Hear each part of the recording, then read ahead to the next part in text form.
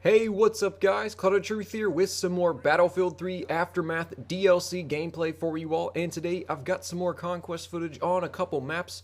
The first one's going to be Epicenter that you're seeing right here, and it's not Epic Center like I said in my last video. I want to thank you guys for correcting me on that. I must have just misread the name when I first saw it because I really just kind of glanced at them before making that commentary last night. After playing for a while, I was a little bit tired and just wasn't really thinking too much. So I want to appreciate you guys correcting me on that. It is Epicenter, not Epic Center. Although the map is pretty darn epic, so I think Epic Center might be a better name, but it is, I think, at least, I'm pretty sure it's Epicenter is the correct way to pronounce it.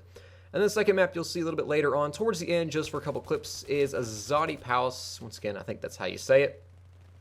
Just for a one or two clips. And before I get into what I want to discuss with you guys today, you actually can earn a trophy achievement. I don't know, I guess that's just the only two things you can get. If you crawl through like this little tunnel thing right here, my buddy Camo told me about it, and I was like, oh really? He said, yep, you can. And then right here, my PlayStation froze. I was just, no, are you serious? Why? Why'd you freeze?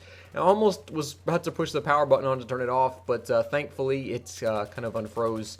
And I got to continue playing just because it unlocked the trophy. So yes, you can earn a trophy achievement, whatever you want to call it, while crawling through like that little tunnel thing. I think it's on the, I guess, the C flag there on Epicenter. But let's go ahead and get on what I would talk about today. And you guys can tell that I am running support class with the QBB 95 light machine gun. This is a gun you guys hardly ever see me use, and I don't remember the last time I put it in a video. And it's just been a really long time. It's one of the most underused weapons, not only in the support class, but the entire game. But I decided to whip it out here for Aftermath. And I actually had a really good game with it. I think I went like 33-8 on this map with the QBB 95, and I didn't score in the top 3 of the leaderboard just because this was my first time. This was my first time I think playing on this map. I was still a little bit cautious. I was still learning the routes, the flag cap zones, things like that. So I wasn't nearly as aggressive as I usually am or like to be. So that's usually why I scored lower the first time I play through maps, just because I'm trying to get used to everything, and rushing around when you're playing new maps, things like that, it's not a good idea, just because oftentimes you don't know where the routes are, you don't know where enemies have a tendency to come from, and so you get killed more often. So playing a little bit more cautiously generally is a better idea when adjusting to new maps. But I scored pretty well with this weapon, and I was a little bit surprised, but honestly, guys, I think the QBB 95 and the support class are great combinations. In fact, of the light machine gun in itself and the support class in general are really good for these new maps. And these maps overall are almost a dream for a support class player. Even if you don't like the QBB 95, if you like the M27 IAR, which I will use in the Azadi Palace clips coming up a little bit later on, or let's say the L86A2, MG36, even the M249, if you want to run a PDW or even a shotgun, let's say like the 870 or the Spaz with slugs, these maps are, honestly guys, they're almost a dream for support class players. And you may be thinking to yourself, what in the world do you mean by that? Well, there's two things. One of them is what I just got right there for my medal.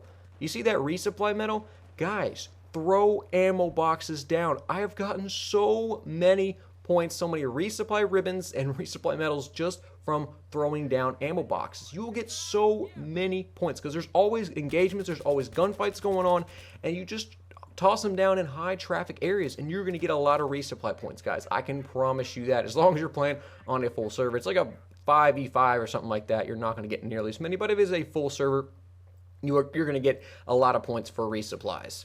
The other thing is that since these maps are, for the most part, medium to kind of close quarters, C4 is awesome. I absolutely love having C4 on here because you can, oftentimes the vehicles in the past that they have to travel, there's not just these giant open areas that they can travel in. They're kind of narrow streets that expose themselves to getting C4 kills by support players who are on like the sidelines next, like in the kind of alleyways next to the streets. And how about that roadkill right there?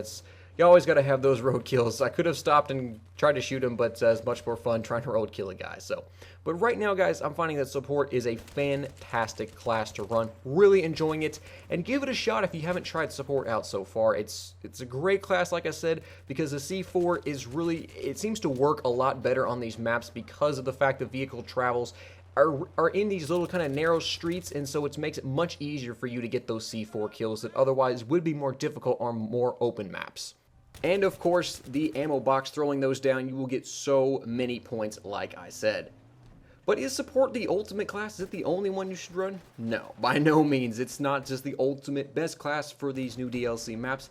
Really, I find that each class plays an important role and they have an impact on the team winning or losing. Since the alleyways, like I said, for vehicles to travel are for the most part kind of narrower than a lot of the bigger, more open maps in Battlefield 3, that mines become a huge factor. You can put them in the high traffic areas and you can get quite a number of kills. However, just keep in mind that they can get spotted. But mines are a great thing to run if you enjoy playing engineer.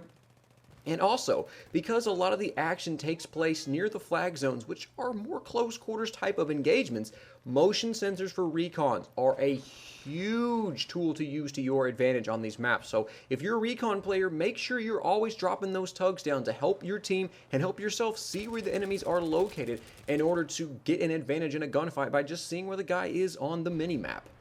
And finally, of course, the assault player still plays an important role just from the fact of having the most powerful weapons in the game and the ability to revive your teammates. And the assault class is still one of the best classes to play in this DLC. I don't really think it is the 100% best though, because on some maps there are quite a number of vehicles which assault guys really struggle against and they're difficult to take out. So I would probably still give the edge to something like an engineer or maybe even support. But assault is still a vital role, and if no one on your team is running assault, make sure that you switch to it and run it, because you're always going to need somebody to revive your teammates and to keep them up. So as you can see here, I am playing now on Azadi Palace here. Got the M27 IAR and a nice double kill with the C4. That's another reason why I just absolutely love having C4. It is extremely versatile. You can basically just kind of throw it around everywhere and get those kills, and it is a lot of fun to use. And some of you guys may be wondering, you may have seen this and you don't know if it's true, if it's possible. You maybe heard a rumor.